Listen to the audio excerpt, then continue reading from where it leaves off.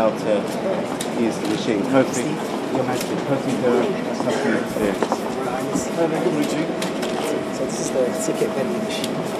So this is where you use the purchase ticket. So I'll just give this ticket here. You can just put it in the yellow reader right here. Just step back a sec, on this way. We'll see if we can press that against there. Yep, perfect. So if you see on the screen here, you can see you've got £5 here. If you want to top up money, it's £5 and £10. Nice to sample. Fabulous. And Your Royal Highness, literally, you can just use your phone, you can use your watch. It's really simple to pay for journeys on this one.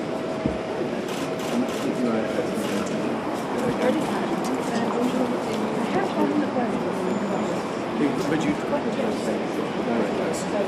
So you escape from anything small?